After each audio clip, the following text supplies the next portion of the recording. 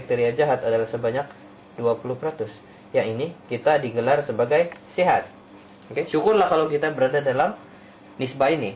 Tetapi apabila kita telah melalui 6 punca sakit tadi itu, bifidus akan berkurangan. Dan bakteria jahat akan bertambah menjadi 50-50. Kita ambil contoh.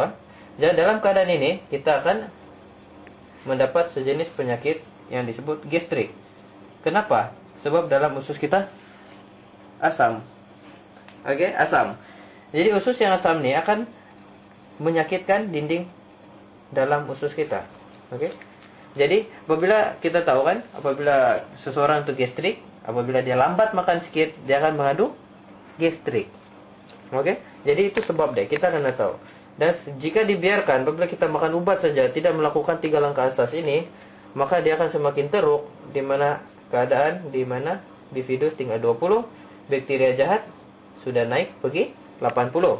So inilah yang kita panggil sebagai ulcer ataupun cancer. Normally kita panggil sebagai cancer kolon. Kenapa? Sebab dalam perut kita sudah berasid. Oke? Asid ini lebih kuat menghakis berbanding asam. Jadi apabila dia menghakis kita punya usus kita akan luka. Jadi di sanalah akan berlaku birak yang ada ataupun pergi membuang air besar yang berdarah.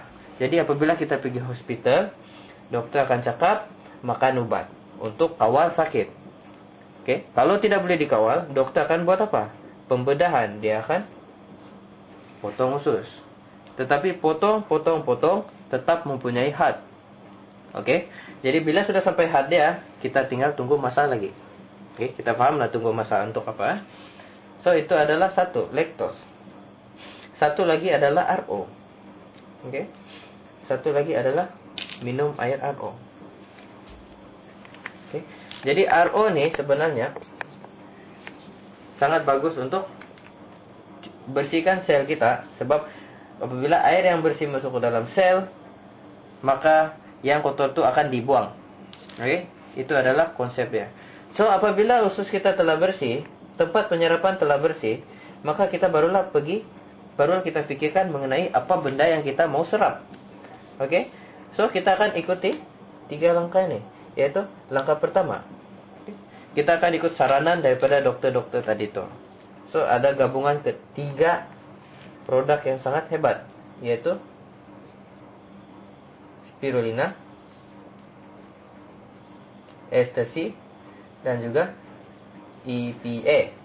Jadi apa ini spirulina? Spirulina ini adalah mewakili sayur, ecstasy mewakili buah, dan juga EPA mewakili ikan.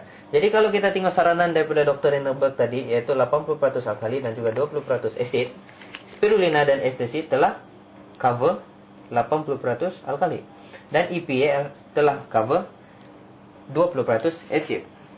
Jadi macam mana dengan saranan yang kedua, yaitu sekurang-kurangnya 40 asid setiap hari?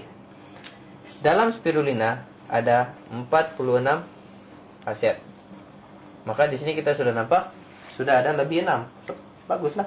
Sudah lebih daripada 40 asid. Oke, kenapa kita perlukan ecstasy? Dalam ecstasy ada vitamin C. Oke. Dan kita tahu dalam badan kita tidak mampu untuk mencipta vitamin C.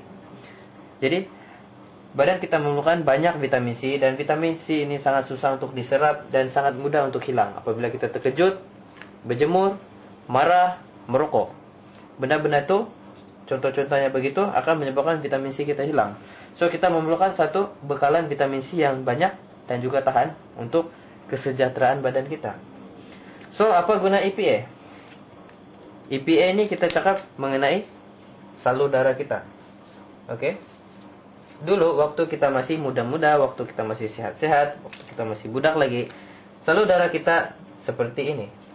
Tetapi apabila kita telah melalui 6 punca penyakit tadi, lebih-lebih lagi makanan yang disebut sebagai kolesterol, dia akan menyebabkan dinding salur darah kita menjadi sempit. Sebab ini yang kita panggil sebagai kolesterol jahat, yaitu LDL. Jadi apakah tugas EPA? EPA juga akan membekalkan kolesterol, tetapi kolesterol yang bagus, yang disebut sebagai HDL. Jadi HDL ini akan mencairkan dinding-dinding LDL nih, yang beku nih, yang bahaya nih, dan menjadikannya seperti ini kembali.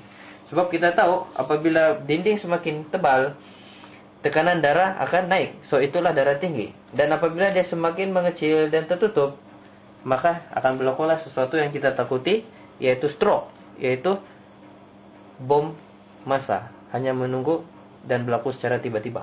Jadi kita kena cepat-cepat selamatkan salur darah kita. So gabungan ketiga ini adalah sesuatu yang lengkap untuk memenuhi saranan yang pertama. So untuk saranan yang kedua, untuk mengambil oksigen yang cukup.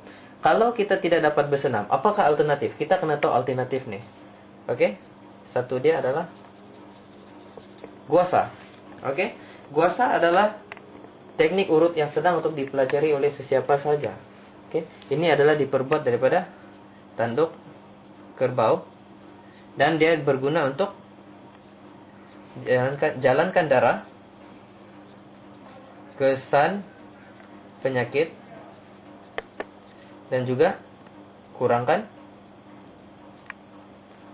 toksik dalam badan. Oke, jadi guasa ini juga boleh dilakukan di mana-mana, di pejabat, dan dia juga boleh menggantikan senaman. Jadi ini merupakan satu gabungan untuk memenuhi ketiga langkah asas. Dan sekali lagi saya cakap, barang-barang ini ataupun produk-produk ini adalah sebagai satu cadangan sahaja, di mana kefahaman ini akan lengkap dengan adanya produk ini. Oke? Jadi sekiranya Anda ingin mendapatkan kesihatan, maka Anda akan membuat keputusan sendiri.